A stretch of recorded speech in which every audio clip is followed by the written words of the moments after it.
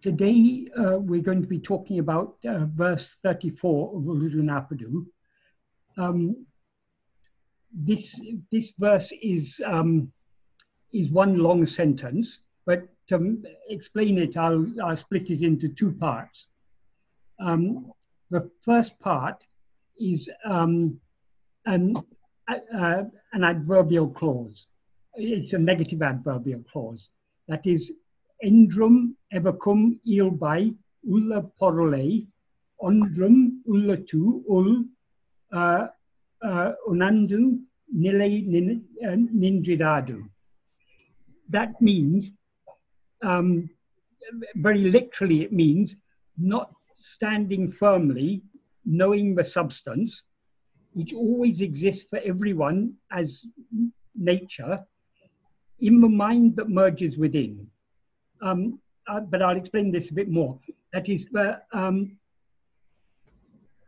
Bhagavan says not standing firmly, he means instead of standing firmly, because this connects on with the main clause which follows.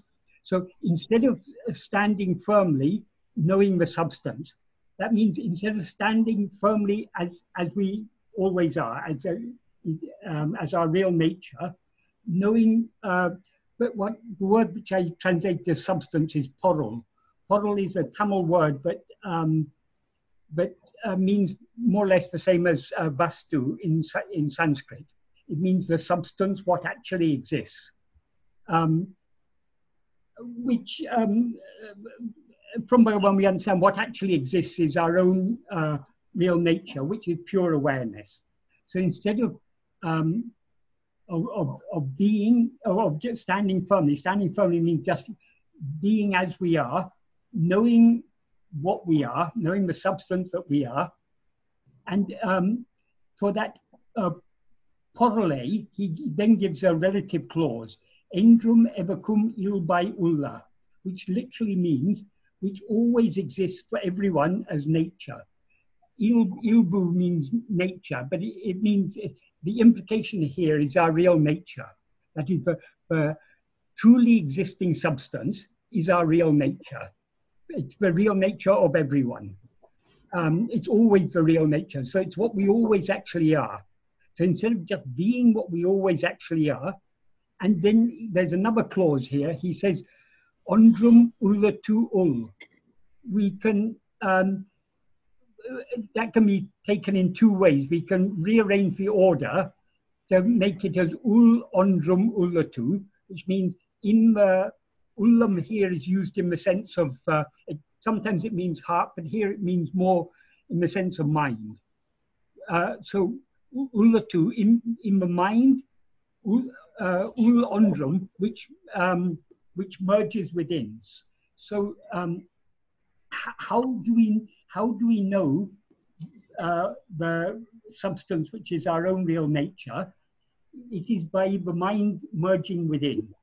In other words, by turning our attention within and thereby subsiding back into the source from which we rose. The source from which we rose is our real nature, which is the ever-existing substance, the one reality. So instead of, so in essence, this clause means instead of being and knowing what we actually are, then that leads on to the next clause, the main clause of the sentence, which is uṇḍu iṉṭṛu, uru aru, eṉṭṛu, oṇḍṛu irandu eṉṭṛē, caṇḍai-y-iḍal, māyaic caṛakku. That means quarreling, saying it exists, it does not exist. Form, formless. One, two, neither. Is delusion, mischief. That is what Bhagavan is teaching us here. What all these teachings given in Uḷḷadu Nāṛpadu, they have one purpose and one purpose alone: for us to turn our attention within, to thereby subside and merge back into our real nature, and thereby just being as we actually are.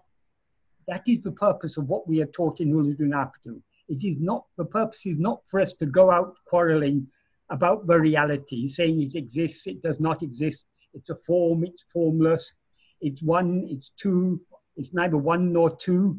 All this is the term he uses is māyaic caṛakku. Caṛakku means in caṛakku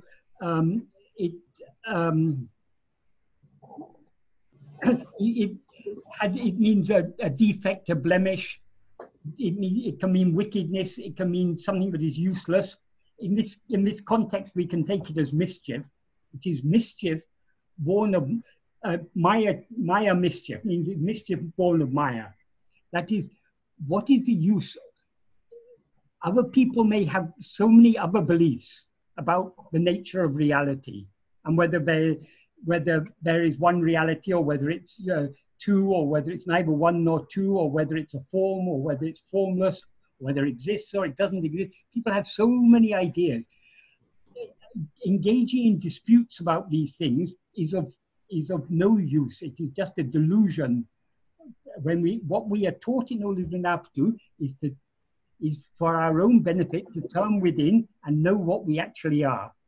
When we turn within and know what we actually are, as Bhagavan makes clear elsewhere in ŭḻḷadu Nāṛpadu, there'll be no world, no others for us to quarrel with. So it doesn't matter whether others accept what Bhagavan has taught us or not.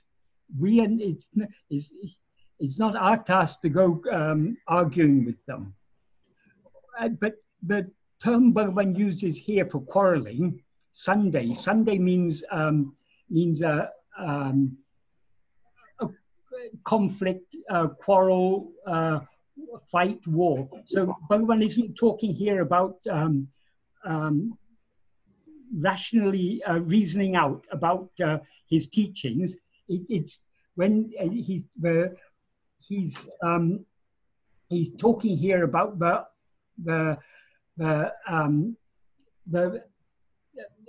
quarreling rather than making reasonable arguments among ourselves. Sometimes definitely it is useful for us to reason about why Bhagavan taught us what he taught us, and why it is correct for us to believe what he taught. Putting forward reasonable arguments in that way among those who are like-minded, wanting to follow Bhagavan's path, that is okay. But we're not to go out to the world and start quarreling with the world. Let the world believe whatever it wants to believe. Our job is to understand what Bhagavan has taught us, to think deeply about it in order to get a firm conviction, and thereby having understood that, we should turn within and merge back into the source from which we've risen. In the Kalivemba version, Bhagavan added extra words at the beginning and the end of this verse. At the beginning of this verse, he extended the first adverbial clause by adding before it another adverbial clause, or niṇḍṟu aravai. That means without a single thought. So the first clause, along with this Kalivemba extension, is or niṇḍṟu aravai, eṉṛģum evarkkum iyalbāy uḷaporuḻai, oṇḍṟum uḻattu uṇarndu nilai niṇḍṛiḍādu. That means not standing firmly, knowing the substance, which without a single thought always exists for everyone as nature, that's as one's own nature, in the mind that merges within. That is, the nature of the reality is devoid of even a single thought. It always exists as our real nature, which is beyond all thought. The first thought to rise is ego. So the reality is completely devoid of ego. There is no ego at all in our real state. So how to experience that? By the mind merging within. Earlier I said the clause oṇḍṟum uḻattu can be interpreted in two ways. I've taken the to mean within, in the sense of in the mind merging within, but it can also be just taken as a locative case ending for in the mind. So it could be taken to mean in the mind that merges, but it's more meaningful to take it in the mind that merges within. So to take that ul there to mean merging within is the most appropriate meaning. It's it adds more meaning to it, and it's entirely appropriate according to Bhagavan's teachings, because Bhagavan's teachings is that rather than looking outwards, we need to turn within. And only when we look outwards is there a world, does there seem to be a world, and do there seem to be other people who have other beliefs and who may think it exists, it doesn't exist, it has form, it doesn't have form, it's one, it's two, it's neither one nor two. All these different views appear only when we turn our attention outwards and see the world. In a dream, we may see many other people who may have other beliefs than ours, and we may engage in dispute with them. But when we wake up, that dream is all just a product of, we see clearly that it's a product of Maya. It was our own mental projection of the world and the other people and all their other beliefs.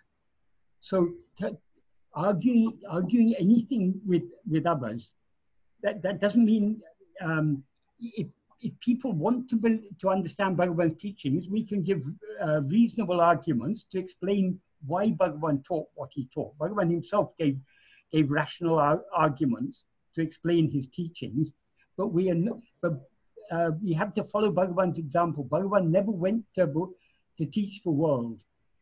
People came to Bhagavan, and even when people came to Bhagavan, he didn't of his own accord give any teachings.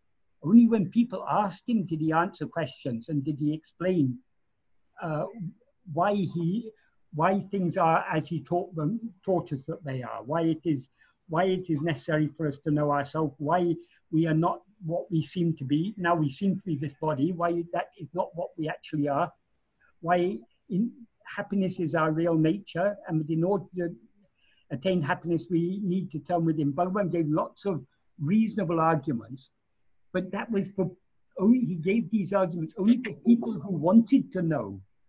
He didn't of his own accord give any teachings or give any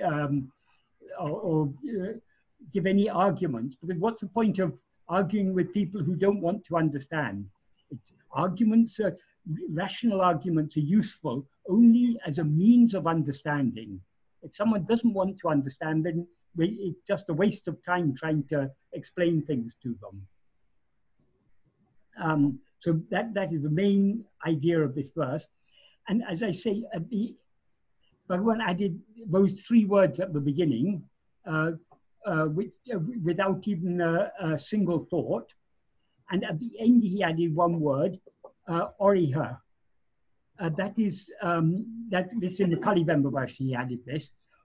Oriya is an optative or a polite imperative that means may you desist or may you stop. So in this context, it implies may you desist from engaging in such disputes. So Bhagavan is clearly telling us, don't engage in futile disputes. That is it's only as a result of Maya, but we have any interest in arguing with others.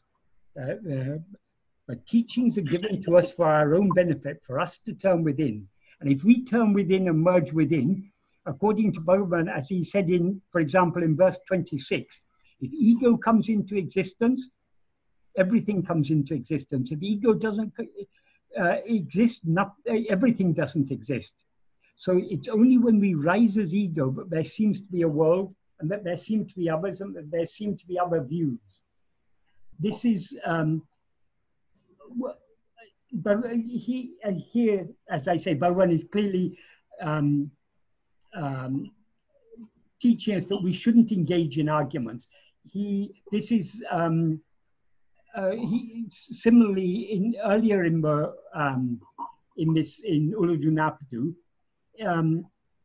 in verse 2, he said, each religion initially accepts three fundamentals, That's the world, soul, and God. Contending only one fundamental stands as three fundamentals, or three fundamentals are always three fundamentals, is only so long as ego exists. There he's clearly teaching us, but all arguments about the nature of reality, whether it's one or two or three or whatever, all these are possible only so long as ego exists. That is, only when we rise as ego does the world appear, does the world come into existence, and are there therefore other people and therefore other views. And so in verse 2, he's indirectly teaching us that we shouldn't engage in contentious arguments with people who don't want to understand.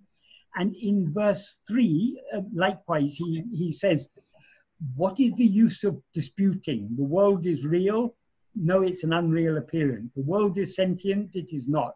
The world is happiness? It is not. So Bhagavan asks, what is the use of arguing like that? And then what he recommends in that verse is leaving the world. That means leaving all thought of the world, not attending to the world at all. And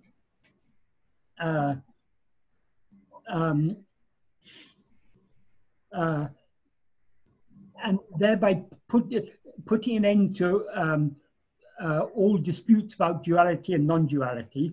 He doesn't quite say it like that. He says one and two ceasing. That is, this distinction between one and two. Well, if we leave the world and investigate ourselves, there will be no distinction between one and two. That is, there will only be oneness. That state in which I has perished, that is, state in which ego has perished, is agreeable to all. So why should we rise as ego to quarrel with others? The best thing is to investigate ourselves, to leave, turn our attention away from the world, investigate ourselves, and thereby subside in our real state in which there is no ego at all.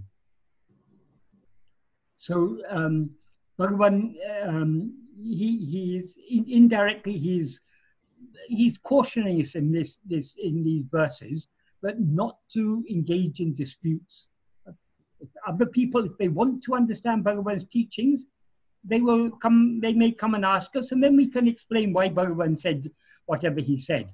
But if they don't want to believe, or if they want to hold on to other views, they're free to do so. Why should it concern us? The whole world exists only because we rise as ego and see it. What is the solution? Don't rise as ego. So if the views of other people upset you, don't rise as ego. There are so many views people have. People are religious fanatics, they're political fanatics, people, all sorts of huge diversity of views and beliefs in the world.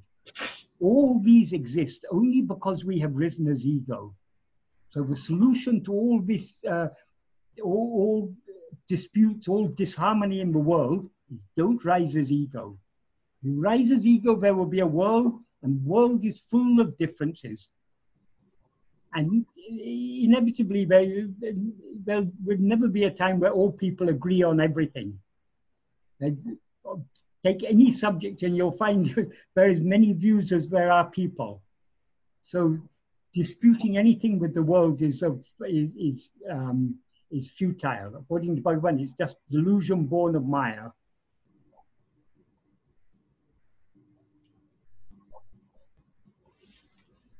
So I think that's all I've got to say about this verse, unless any of you've got any questions, either about this or anything else.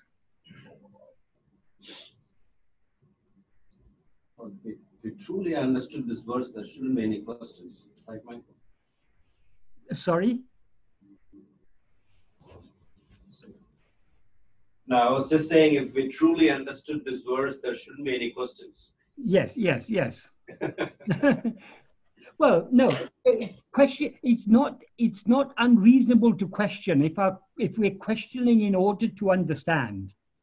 What Bhagavan is criticizing here is not is not rational arguments, but are intended to help us to understand, because he himself gave rational arguments. But it should be in the spirit of learning, not in the spirit of trying to assert my views are right, your views are wrong. Questions? There's a definition of orthodoxy and heterodoxy.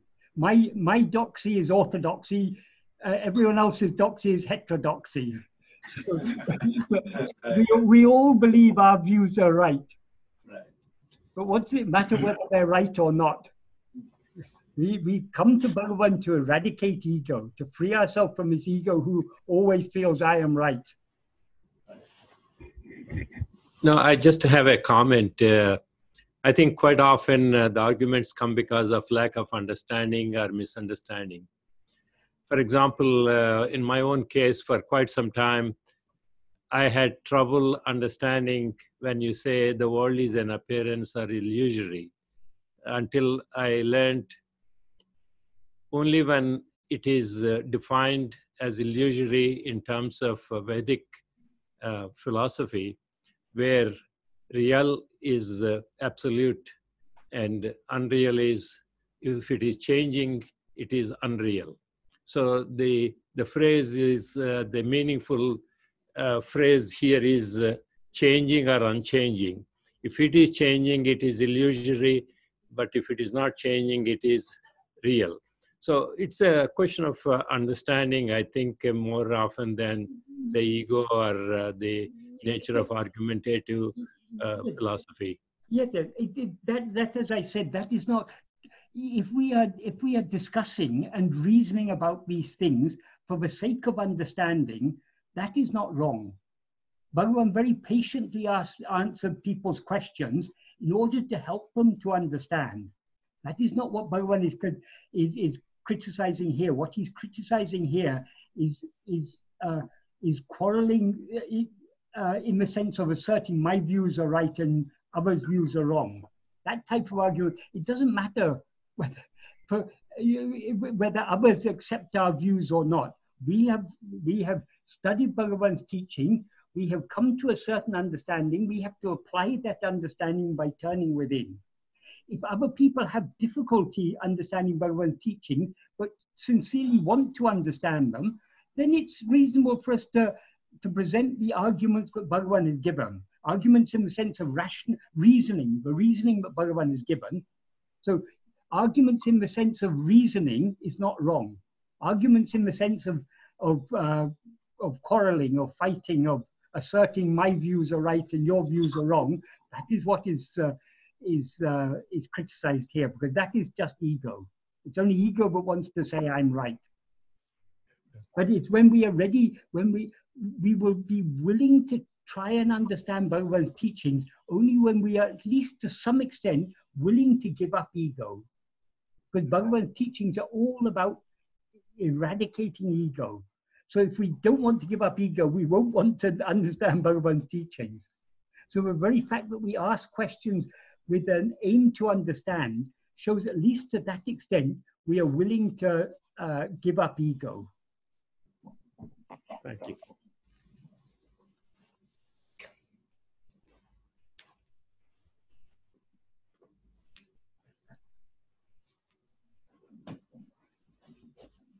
Hi, Michael. Hi. In one of your previous videos, you were explaining that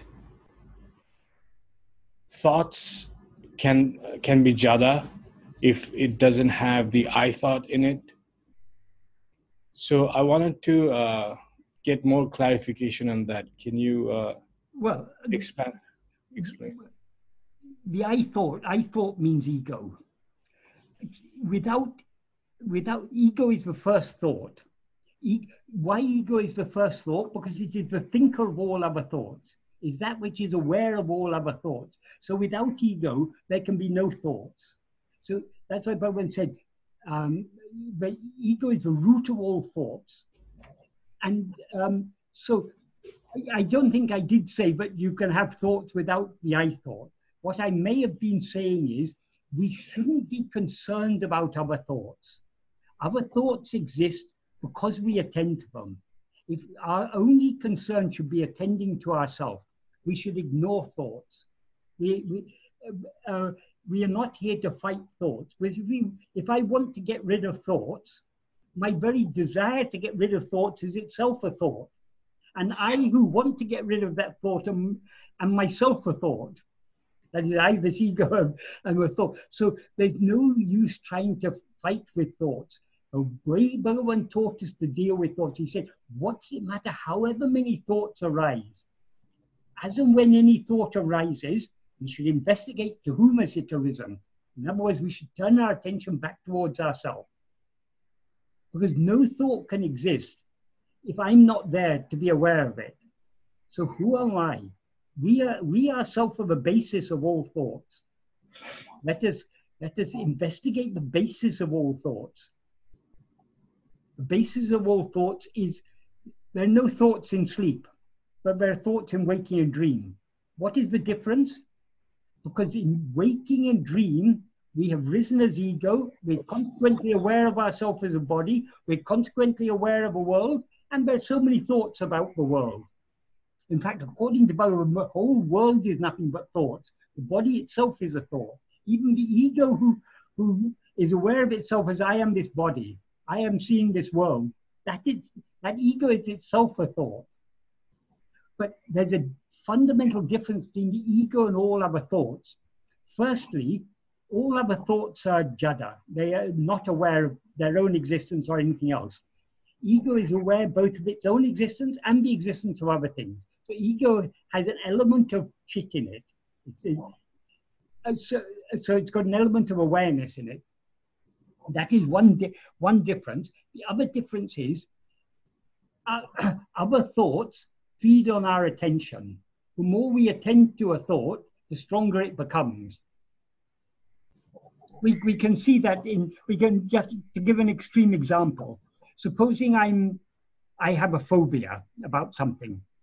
I've got a phobia about Spiders. The darkness or whatever it is. But the more I dwell on that phobia, the stronger the phobia is going to become. It's like that with any thought.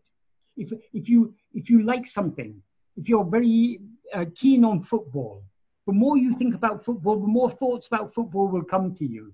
So we feed thoughts with our attention. So any other thought is fed by our attention. Ego is fundamentally different because ego thrives on attending to other things. But if it attends to itself, because it, as Bhagavan says, it's a formless phantom. It's got no substantial existence of its own. So if the ego turns its attention back to itself and tries to attend to itself, it subsides. So whereas all other thoughts flourish when we attend to them, ego will subside if we attend to it. Ego flourishes if we attend to other thoughts, but it subsides if we attend to it. When we say it, that means we who attend to the other thoughts are ego. So Wow. if we attend to ourselves, we subside back into the source from which we've risen. Whereas if we attend to any other thought, we are feeding that thought and thereby feeding ourselves, this ego. Wow. That is awesome, Michael. So that means you're giving us that, Bhagavan is giving us that compass that we can use. If our thoughts are increasing, that means we are Attending to them too much. Okay. And then if you're thinking of something and then our thoughts seem to be decreasing, that means we are attending to our ego itself, to the ego itself. Yeah, Wow. the more we attend to ourselves, the more we are concerned about knowing ourselves, the less we will be concerned about other things. Wow. So the more we understand that all these things seem to exist only because I attend to them, so who am I? The more we get that eagerness to know what we actually are, the less we will be concerned about other things. And conversely, the more we are concerned about other things, the less we will be concerned about knowing ourselves. if we look at the world, there's so many things that grab our attention. The world has always been a place of problems, but now in the world we see so many political, social, economic problems are there. The so-called leaders of the world are all crazy. So there are so many things for us to be concerned about in this world. There's so much injustice and everything. But the more we concern ourselves with these things, the less we'll be thinking about what is the root of all this. The root of all this is ourself as ego. Because we have risen as ego, this world and all the problems in it seem to exist. We're not worried about this world when we're asleep. We're not worried about Trump or Brexit or the war in Yemen or all the, I mean, if all these things are real, they are obviously matters of concern. Yes. But why do they seem to be real? Because we attend to them. We are quite happy in sleep without worrying about any of these things. So Bhagavan said, go to sleep, there all are peaceful. Go to sleep, all differences cease to exist in sleep.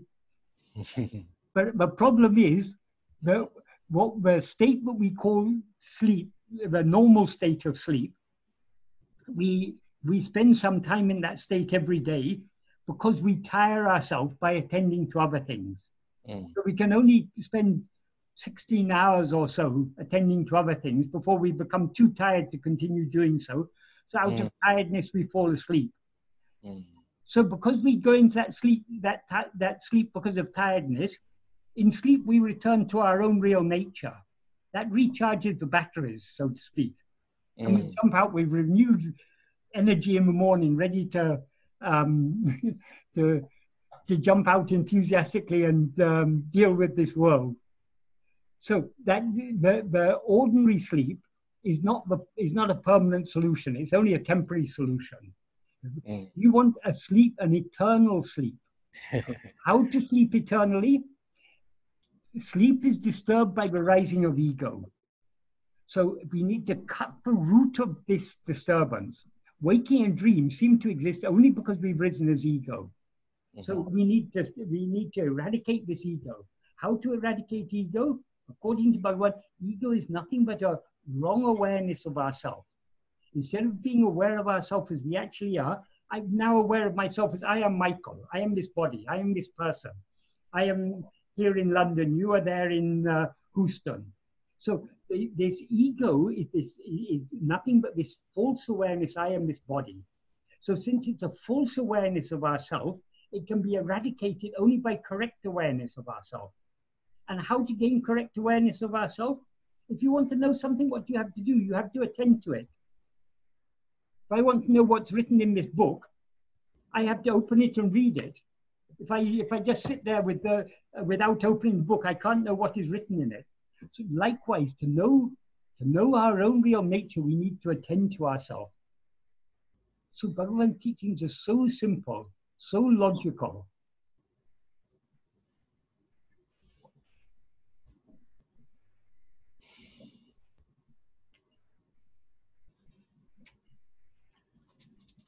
So having studied Bhagavan's teachings, we know what is to be done to turn within.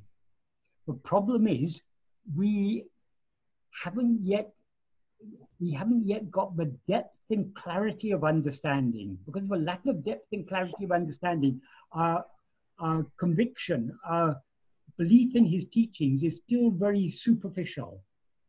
So we are still not willing to turn within.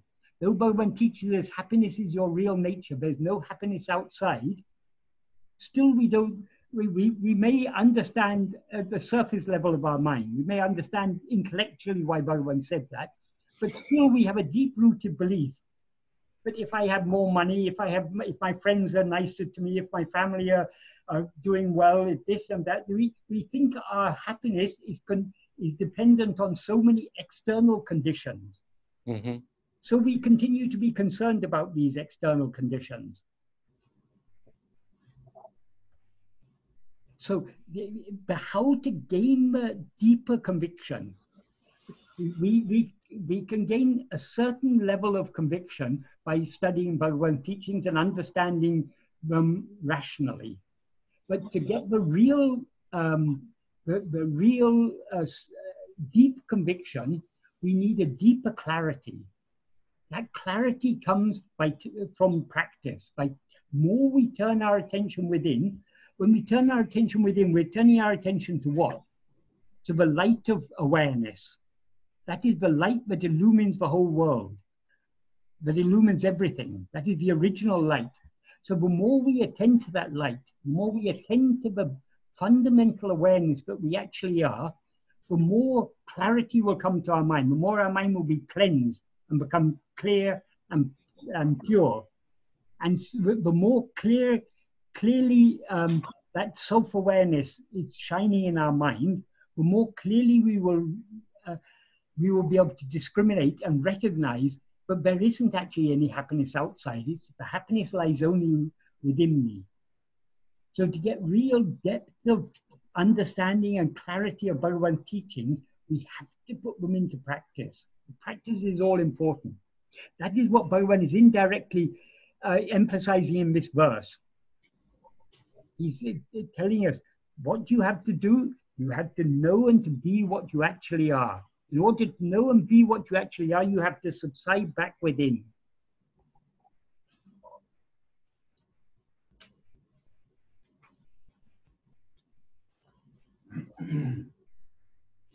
Cool. Thank you, Michael. And so about that, what you said a little earlier about the ego needing to be recharged because it gets tired.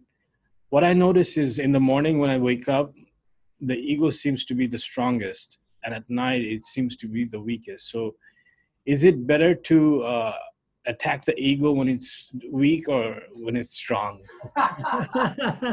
Well, Finish it up. it is very, there's no hard and fast rule to these things, but actually in the morning, ego made the normal, our normal reaction in the morning, we jump out with all enthusiasm. We've got so many things to do today.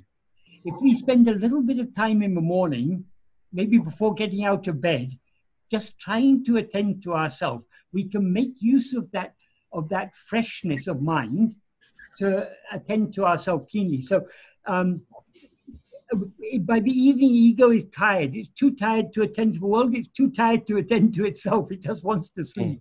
Yes. But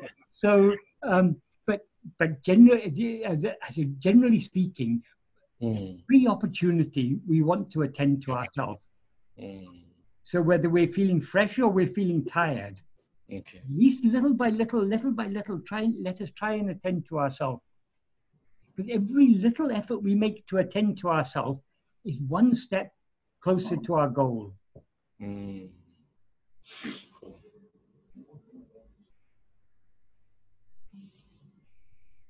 Thank you, Michael. Right.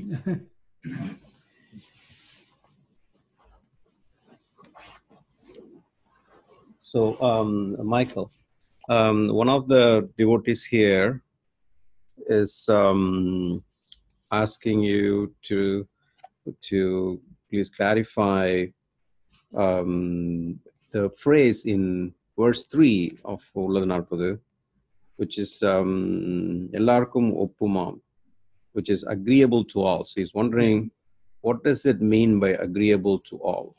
Because you quoted that earlier, and he's seeking more clarification on it. Okay. Verse 3. Verse 3, yes.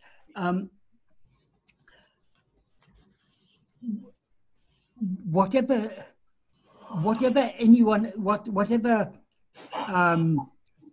beliefs people may hold, whatever aims, ambitions, desires they may have, everyone relishes sleep. But one thing we desire above all other things is sleep. We may, when we wake up in the morning fresh, we may jump out with so much enthusiasm to experience the world. work hard to get more money, or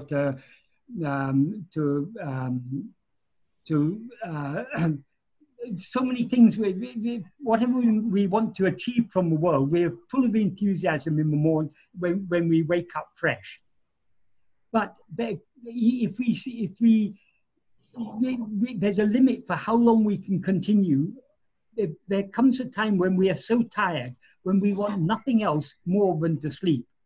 We may be very hungry, but if we're extremely tired, okay, we can eat when we wake up in the morning. We want to sleep first. So there's nothing that we desire more than sleep.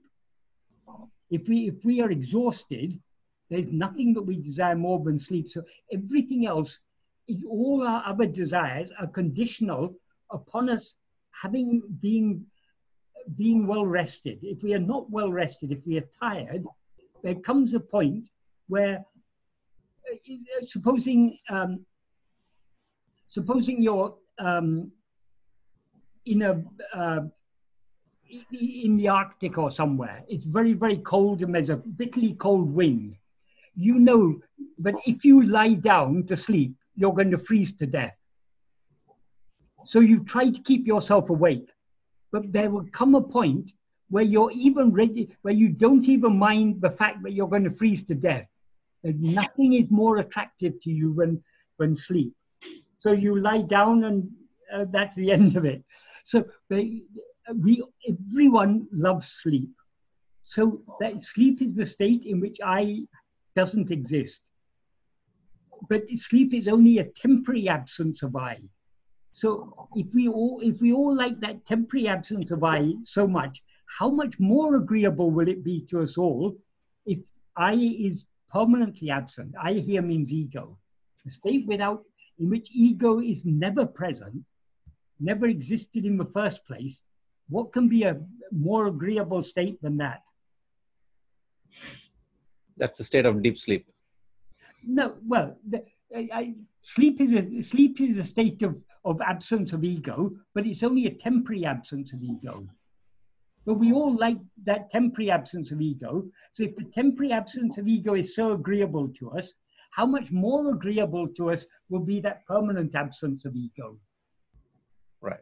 Sleep is manolaya. It's a temporary dissolution of mind. We want, what Bhagavan has taught us we should be seeking is manonasa, permanent dissolution of mind, the eradication of mind. So we all know manolaya is very pleasant. How much more pleasant will be manonasa? Exactly. Eternal happiness. Right. Does that answer your question again? Okay.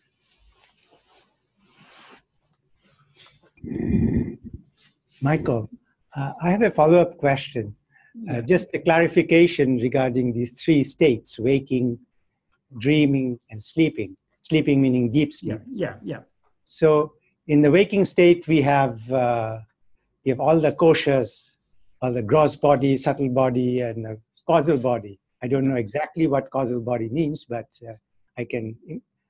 But when you are dreaming, so the gross physical body is not there. Some mental body in the dream body is there. You have explained it. And there is this, the subtle body is there. Of course, that's projecting all these dreams and all that. In deep sleep, there's an absence of all these things. Mind is dormant, you just now reinforced. But is the ego really dormant or non-existent because mind is not there? And what is this cause or the seed that exists? Okay. In the ancient texts, there are many different levels of explanation are given. Okay. Because not everyone is able to understand the deepest explanations. So one explanation that is given in Upanishads, or one interpretation of what is given there, is that in waking state, we have a gross body. In dream, we don't have a gross body, but we have a subtle body. Yeah. In sleep, there's neither gross nor subtle body. There's only causal body. That is one type of explanation. that is firstly talking about waking and dream. That idea that in waking state there's a gross body and a subtle body. In sleep, in dream, there's only a subtle body. That is based. That is an explanation that will satisfy only satisfy people who believe that there is a difference between waking and dream. But Bhagavan has taught us that waking and dream are one and the same. What we now call waking is just another dream. And whenever we are dreaming, we seem to be awake. It is not true to say that we have a gross body now, but we don't have a gross body in dream. In dream, we have a gross body. The body we experience as ourselves in dream seems to be just as physical and just as real as this present body. So that explanation itself is flawed. It may be appropriate to give to people who are not ready to go so deep, but people who are ready to think more deeply, to question more deeply, that is not a satisfactory explanation. The other thing they say in the ancient texts, or they imply, is that though all the other four she's subside in sleep, the causal body, the karana sarira, or anandamaya kosha, remains. What is that anandamaya kosha? It is said to be the totality of all our vasanas. Okay.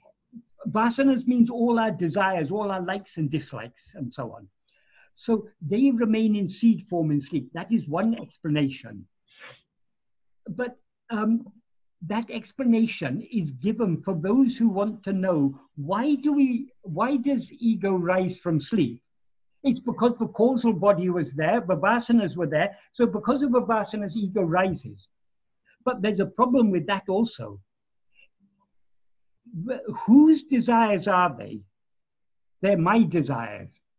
So the vasanas are only ego's vasanas. So without ego, there can't be any vasanas. Right. So if the vasanas exist in sleep, that means ego exists in sleep. But what is ego? According to Bhagavan, ego is nothing but the false awareness, I am this body. And Bhagavan says all five sheaths are included in the term body. Because whenever we experience ourselves as a body, what the five sheaths basically are, the annamaya kosha is the physical body. Right. Annamaya kosha is the life, the breath, the heartbeat, all the gross symptoms of life, the visible symptoms of life. Manomaya kosha means mind in the sense of the thoughts, the thinking, all the thoughts. Vijnanamaya kosha is buddhi, intellect. That's that part of the mind which is able to distinguish and judge. So the reasoning, the rational part of the mind, the discriminating, judging part of the mind. The anandamaya kosha is the will, chitta. That is, manomaya kosha is manas, vijnanamaya kosha is buddhi, anandamaya kosha is chittam. Chittam means the will. That's all the vasanas. Okay. So whenever we are aware of ourselves as a body, we're never aware of ourselves as a dead body. So it's always a living body that we experience as ourselves. So that's the stula, that is the annamaya kosha and the pranamaya kosha, the physical body and the life. But we're also aware of a mind. We never experience ourselves as a body without the mind operating there with all its thoughts. And when there's the mind there, there's also the intellect discriminating these things.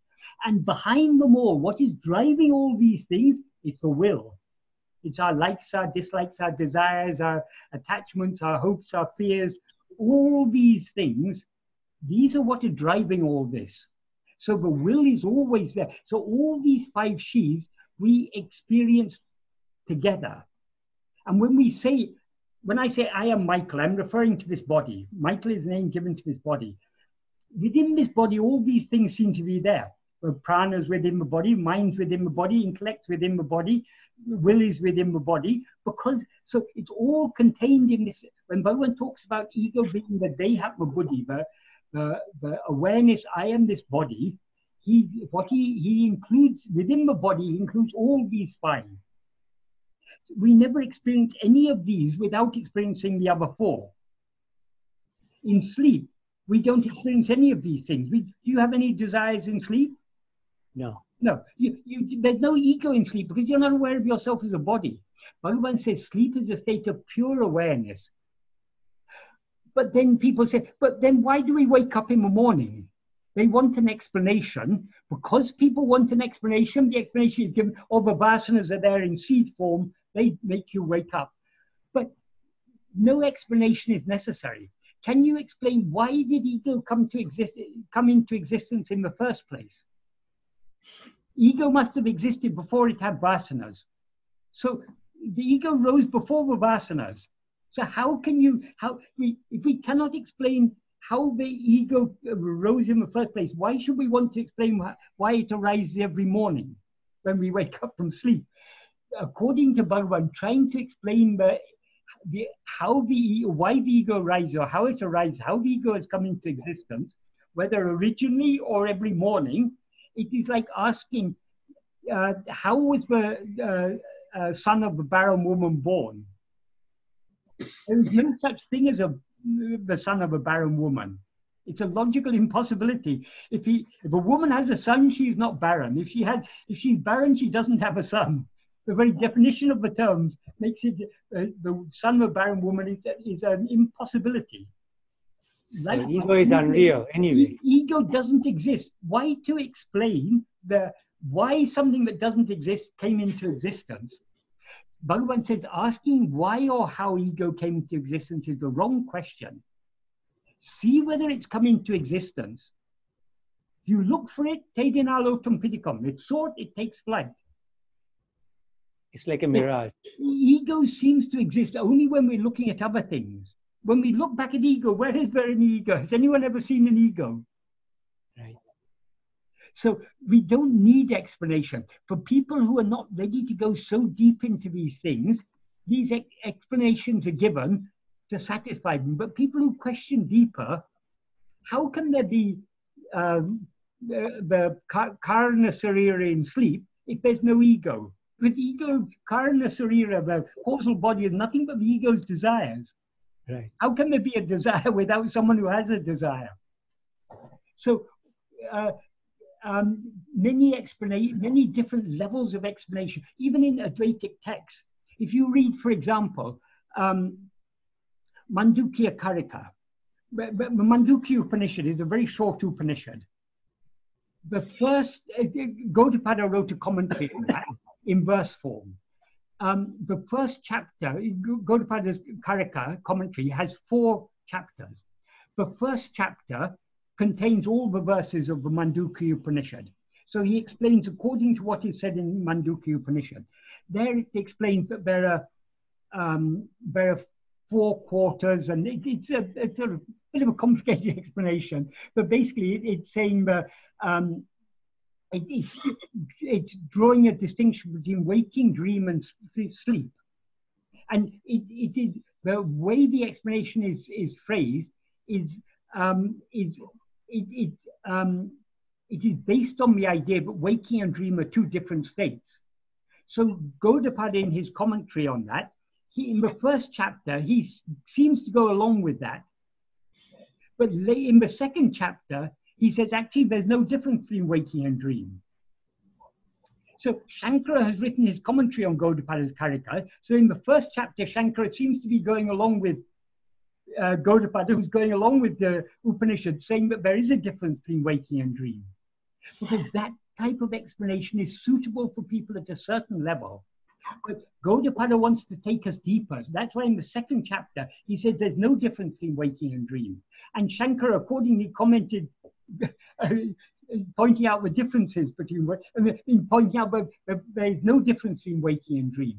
So even within Shankara's text or within Gaudapada's text, you can find verses that seem to support the view that waking and dream are 2 different states. You can also find verses in the same work that support the view that there's no difference between them. These are because all these texts are given to suit people at different levels of development. Take the Bhagavad-Gita, for example. The Bhagavad-Gita is a wonderful text because in it, it's got explanations to suit people at all levels of development. It's got the very highest teachings. It teaches the practice of self-investigation very, very clearly in the 6th chapter.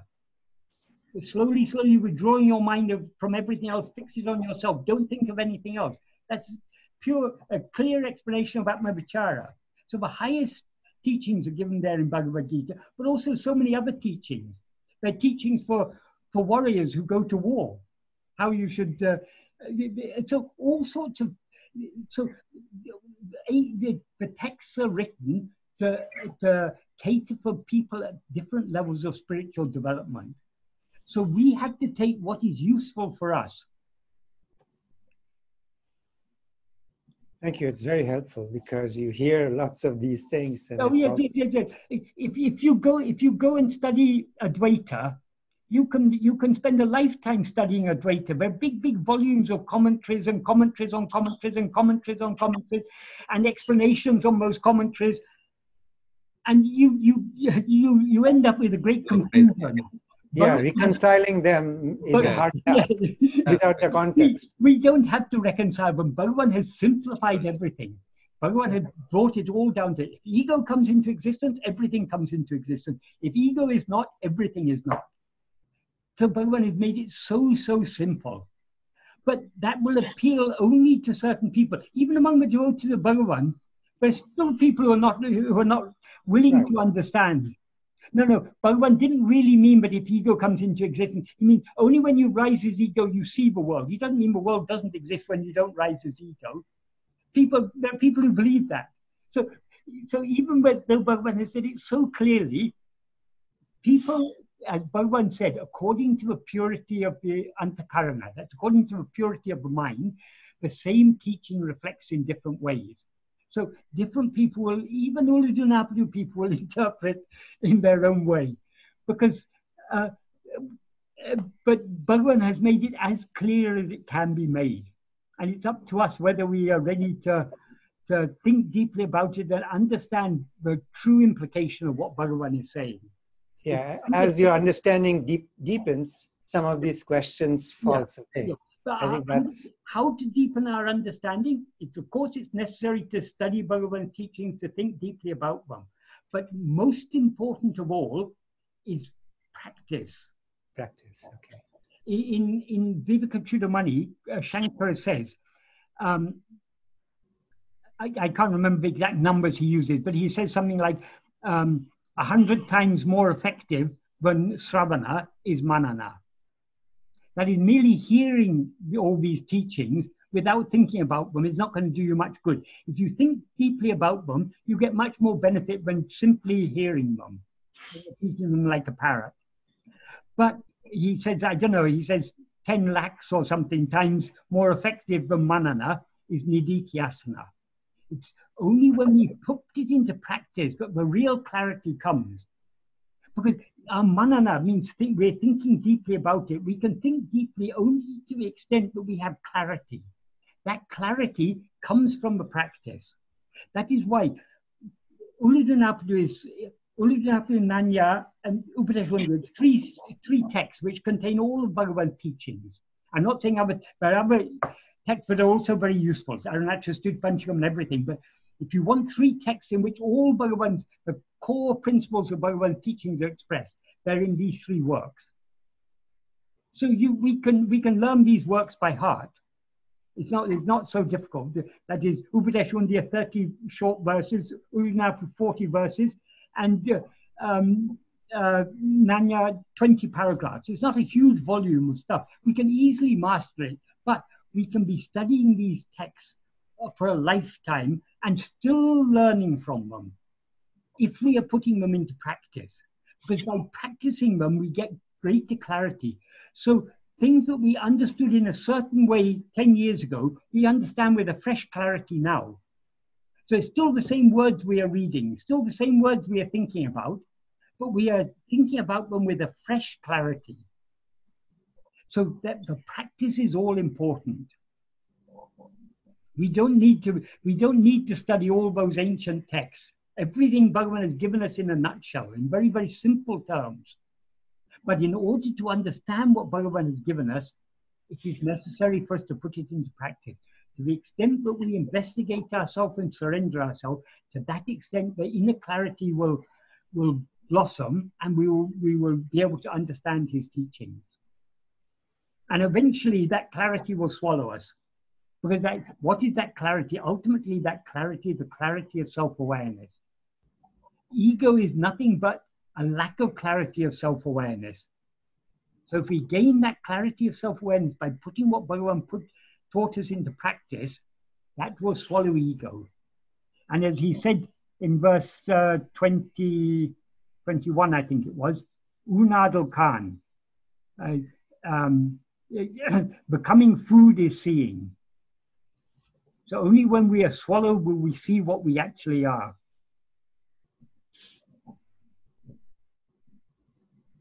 Thank you.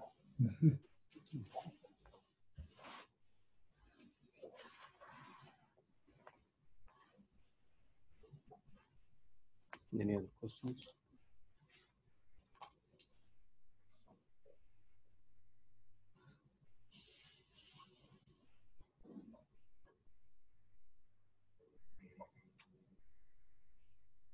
So the difference between Bhagwan's teaching versus classic Advaita is Bhagwan's focus on more on practice.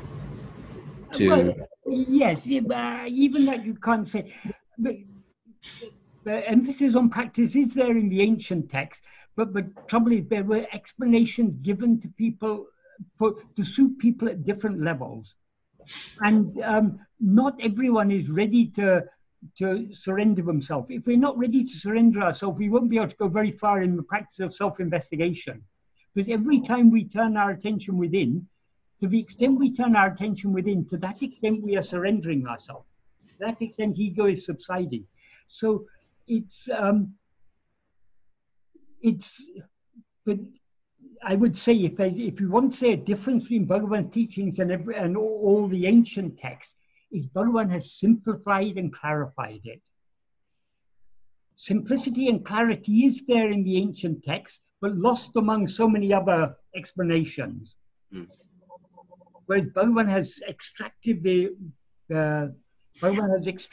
Amrita from the ocean of milk. It's very, very clear.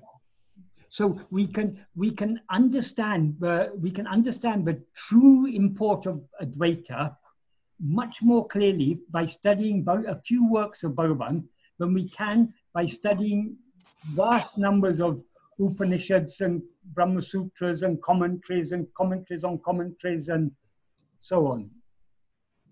Bhagavan has simplified it. He's cut off all the dead wood to make it easy for us to get at the root.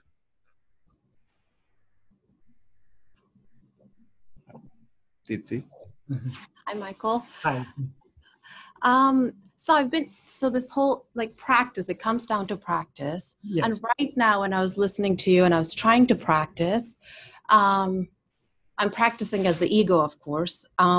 But what I'm thinking, okay, what do I know for sure? What is it? So when I'm cutting to the chase, just practice. Yes. Then I know that I am. I know I exist.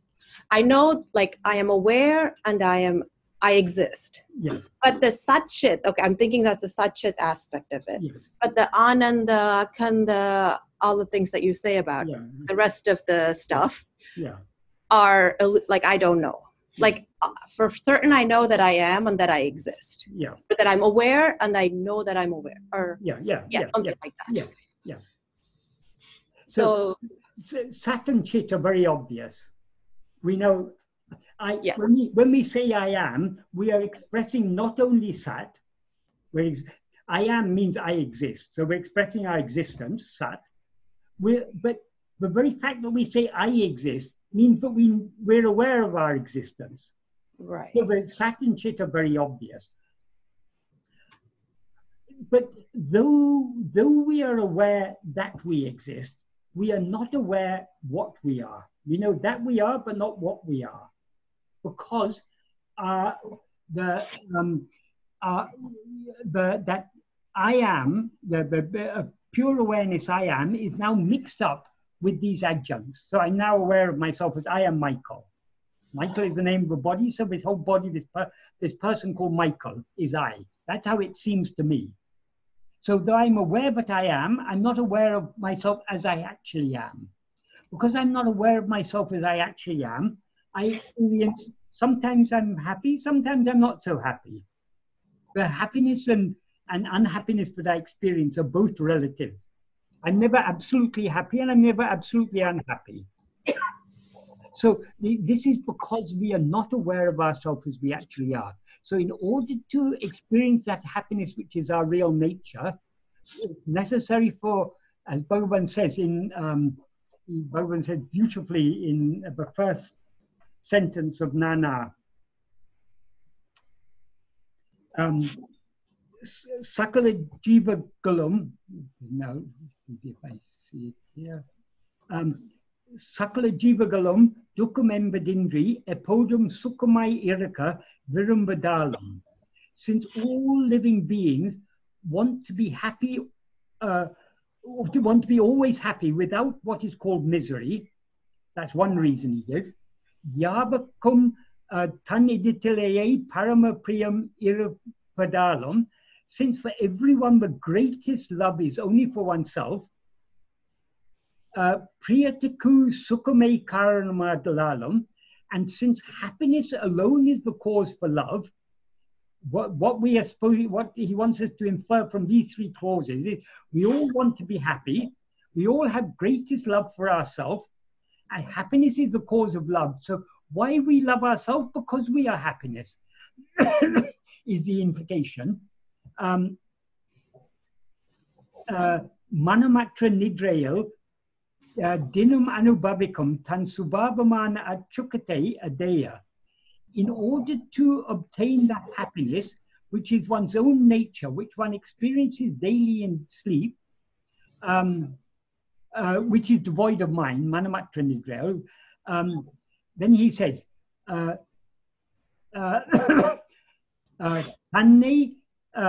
tan aridal vendam. It is necessary for oneself to know oneself. So in order to experience the happiness which is our real nature, it's necessary for us to know ourselves. So what we know already, we clearly know Sat and Chit. We clearly know I am. We're clearly aware of our own existence. That is what we need to investigate. We need to investigate this fundamental awareness of our own existence. That is why Bhagavan says, for that, Adakku nana ennam jnana vicharame mukhya sadhanam. For that jnana vichara, called who am I, alone is the principal means.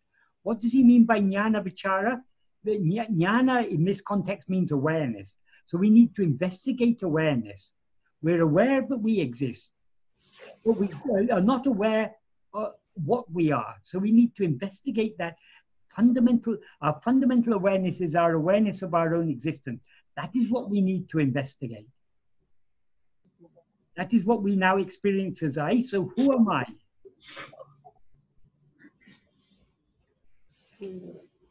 So it's the awareness. Only when we experience only when we're aware of ourselves as we actually are, will it be absolutely clear to us that happiness is our real nature. We can understand.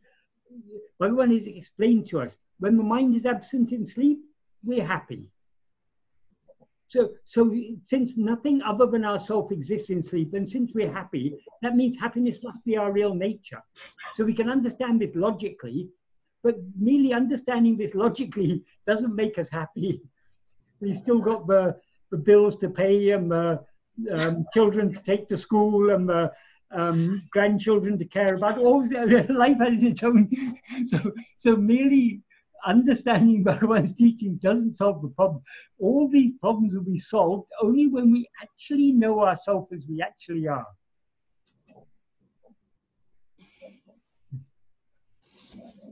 Okay then.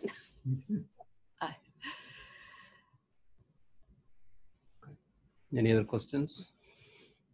Yes, I have one. Sure. It's all right. Hi, Michael. Hi.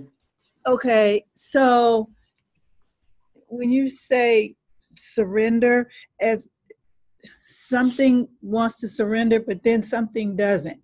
Yes. So as long as there's something that's willing to surrender,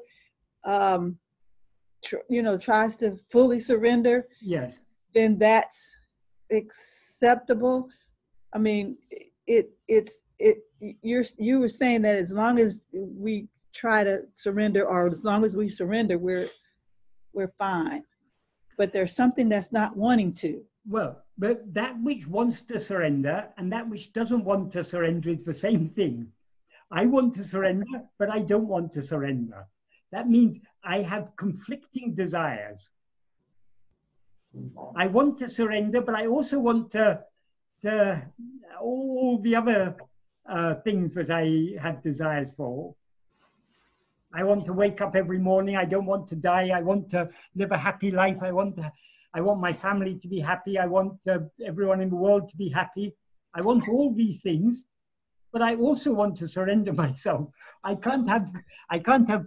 We will be able to surrender ourselves when we want nothing else other than to surrender ourselves. So the more we investigate ourselves, the more that willingness to surrender ourselves will grow. Because when we investigate ourselves, clarity arises. With clarity, we understand that nothing else is real. What is real is only this satchit, this awareness of my own existence. It's the only thing that is permanent. Other things appear and disappear. Even ego appears and disappears. It appears in waking and dream, it disappears in sleep. So even this ego that I now seem to be is not what I actually am. It's not what is real. So slowly, as by investigating ourselves more and more, the clarity arises. With the clarity comes the discrimination between being able to distinguish from what is real from what is unreal, what is permanent from what is impermanent, what is true happiness from what is just a false happiness. So with this clarity comes this discrimination. With the discrimination, we're able to go deeper into ourselves. So it is a snowballing process. It doesn't matter. None of us want to surrender ourselves wholly. If we wanted to surrender ourselves wholly, we wouldn't be here. But it would be the end of the story. So we all, our desire to surrender ourselves is still imperfect. But how to increase that desire? By slowly, patiently following Bhagavan's path.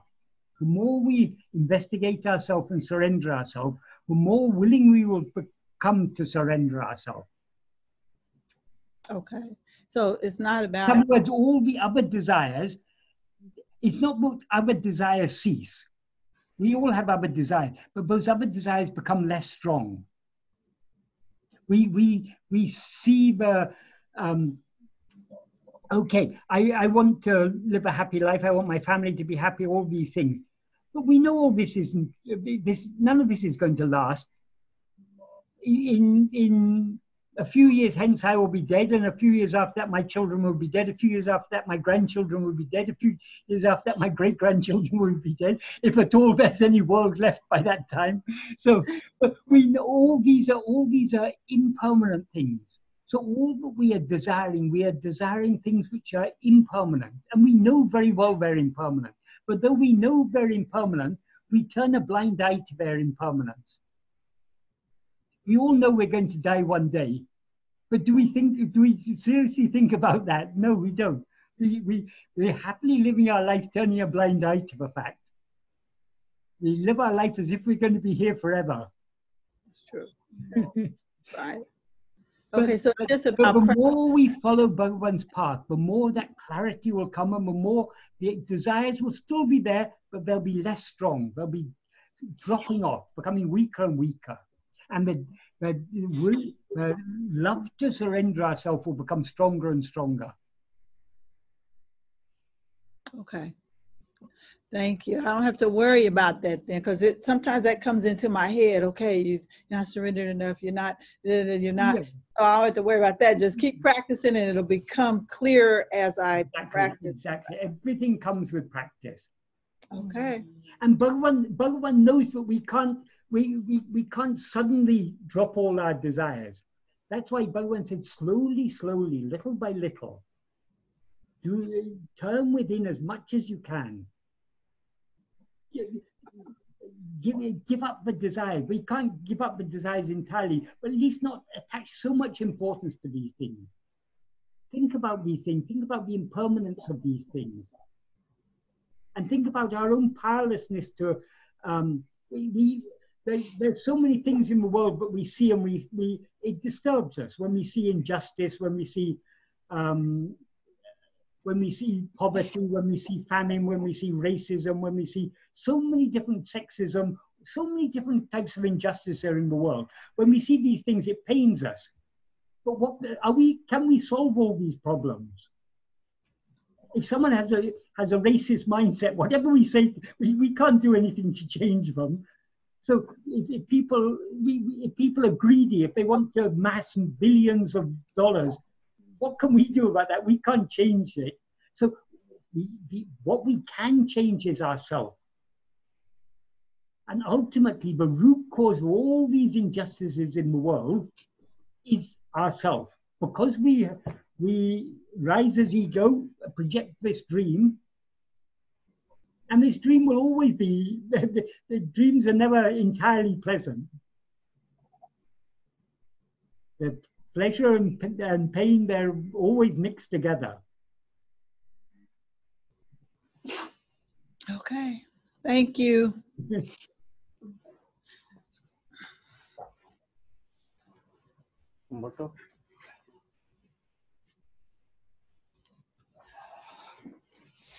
Hello, Michael. Hello. I have a question. This is more like a practical question, actually. How would you deal with a bad pain in your body? Like if we say, well, this is part of the ego and this is like a dream, I shouldn't pay too much attention to it.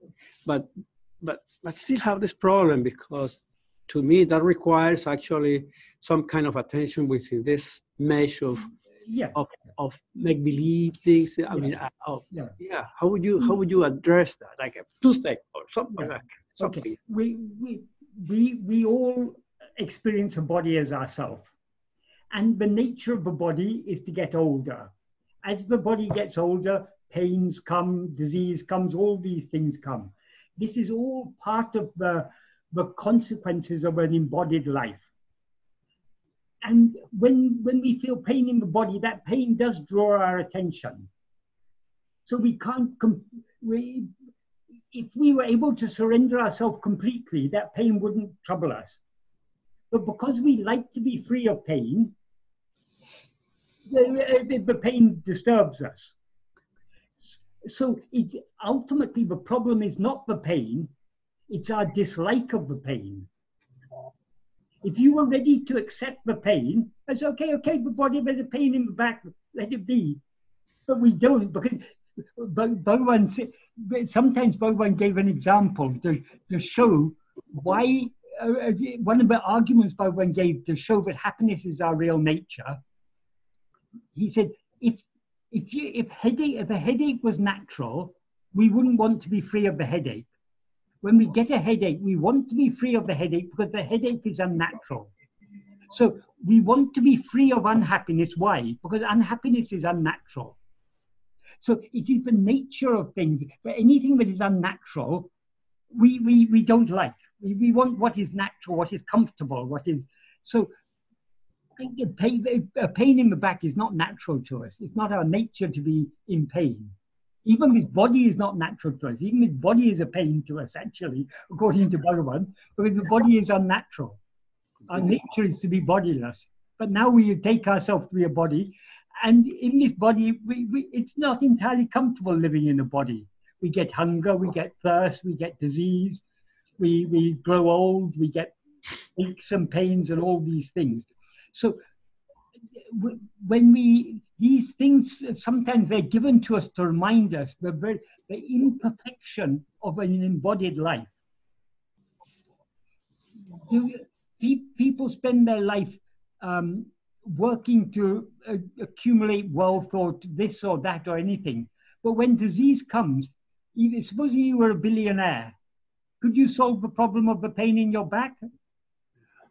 You could go to the best doctors in the world, but the pain will still be there. So all these things, so these are reminders to us of the imperfection of our present state. And it should induce us it should increase our motivation to seek the solution to these things. We know what the solution is. The solution is to give up this ego, give up this identification of ourselves with this body. To do that, we have to turn our attention within. But then this pain in the back draws my attention outwards. Okay, turn your attention. Who is feeling the pain in the back? Slowly, slowly, slowly, we have to increase our interest in knowing what we actually are. Then, okay, this pain in the back has been there, it's going to stay there. One day this body is going to go, let it be. Let me know myself in the meanwhile.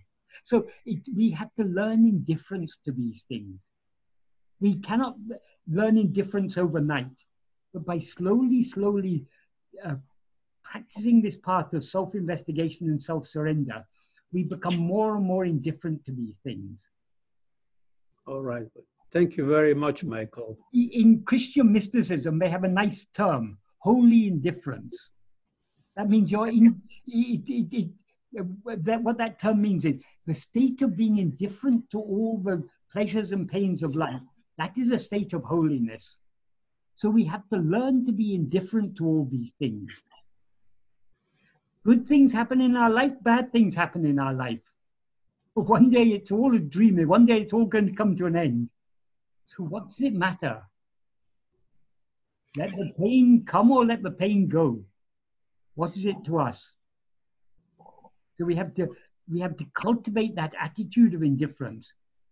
In Sanskrit, there's a term udasina bhava, which means that attitude of indifference to these things.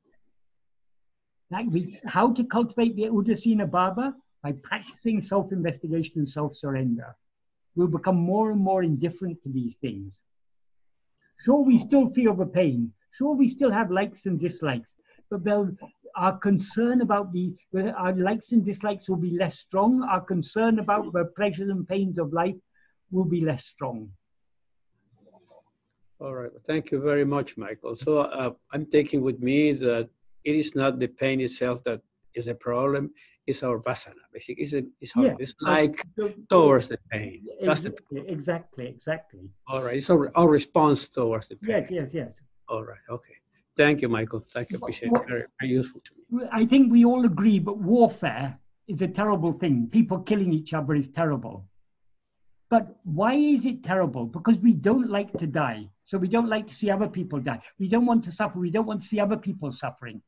But if we could give up all our likes and dislikes, what is wrong with warfare? What is wrong with people killing themselves? It's because of the value we set on living a comfortable life, a pain-free life, living as long as possible.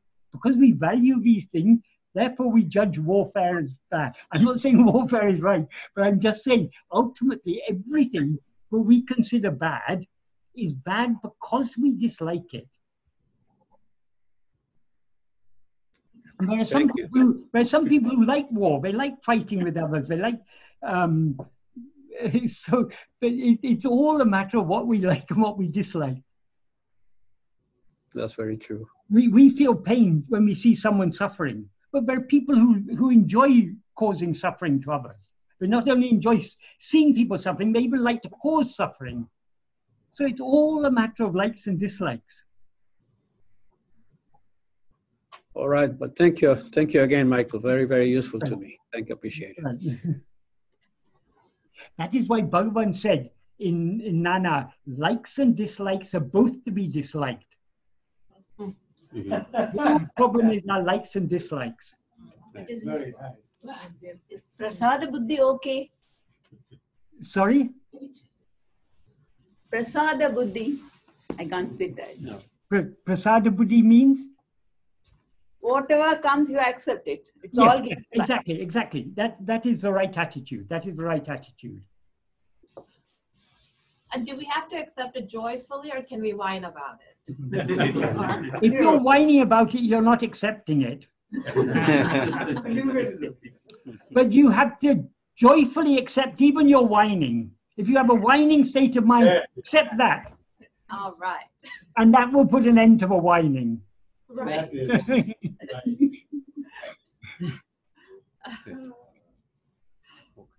Any other? Bhagavan says, niṇṭṛum eṇṭṛum, mevarkku. That is, your wish is my wish. That itself is happiness for me. That is the prasada buddhi. That is accepting everything, joyfully accepting everything. Michael, but as ego, we can never joyfully accept everything, right? Only as a self we can. So who we are is accepting, but who I think I am is not accepting. Well, no. As ego, it is all sadhana, all problems are only for ego. Our real nature is unaffected by any of these things.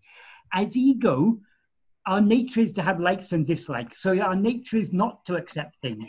But slowly, slowly, by practicing self-investigation and self-surrender, we are weakening our likes and dislikes. We are changing the nature of ego. Okay. So ego is becoming weaker and weaker. The more we are willing to accept whatever happens, both the good and the bad, to accept with equanimity whatever happens, the more ego is subsiding. And that is the sign of the subsidence of ego. If you accept whatever happens, both the good and the bad, that is surrender. What is surrender? It's the subsidence of ego. In the eyes of the world, it looks like weakness, or it's It may look like weakness, yes. Right. But we are not here for the world. No, even to the ego, even to myself, it might look like weakness, or it's like giving up or whatever. Like yes. But the true strength is the strength of desirelessness.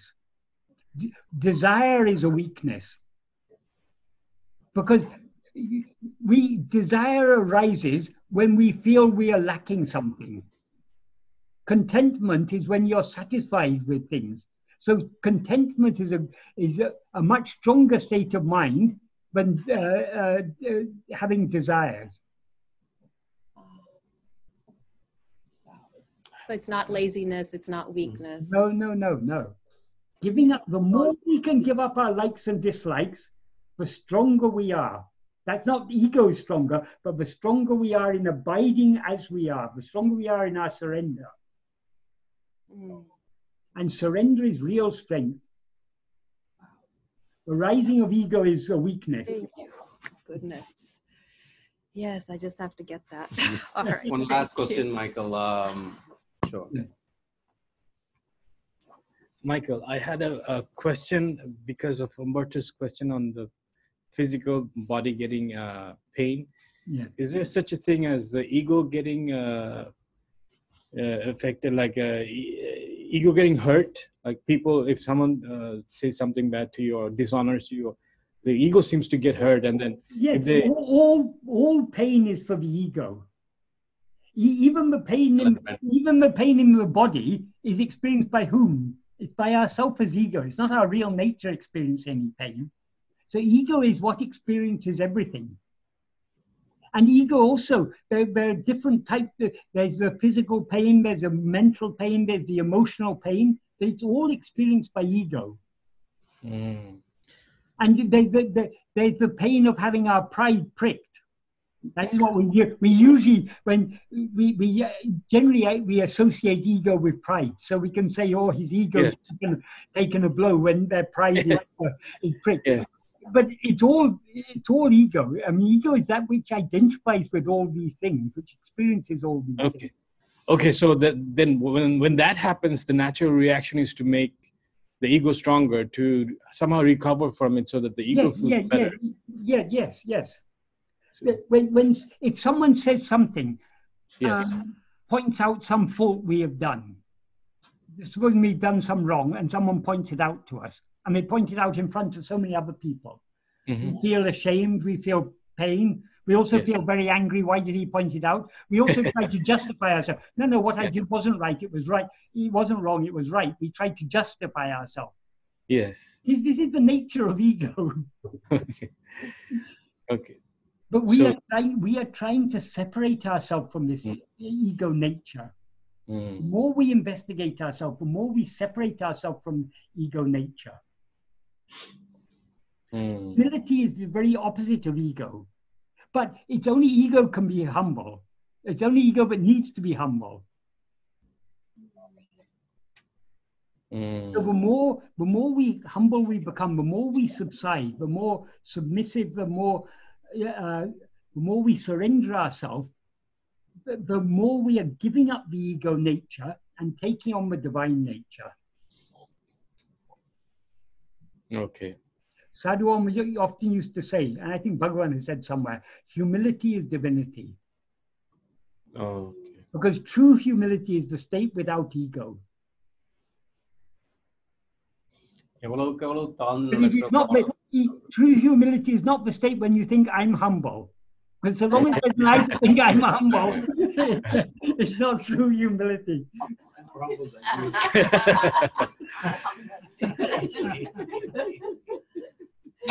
Got a lot of ego. So when there's no I to feel humble, that's the state of true humility. But of course, these things are relative.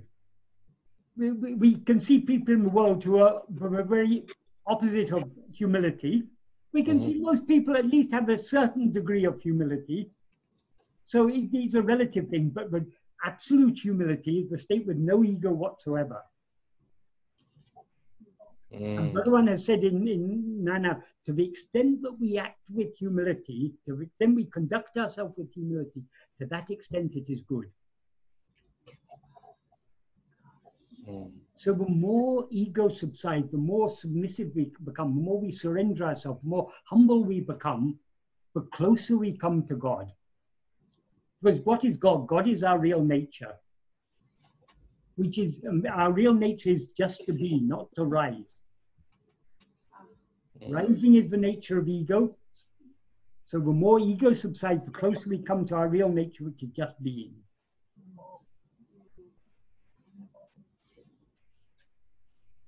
Right. Thank you for your patience, Michael. I'm not patient. The real patience is, the ultimate patience is Bhagavan. Yes. That's why Bhagavan addressed Arunachala, Porumai and Buddha, hill of patience.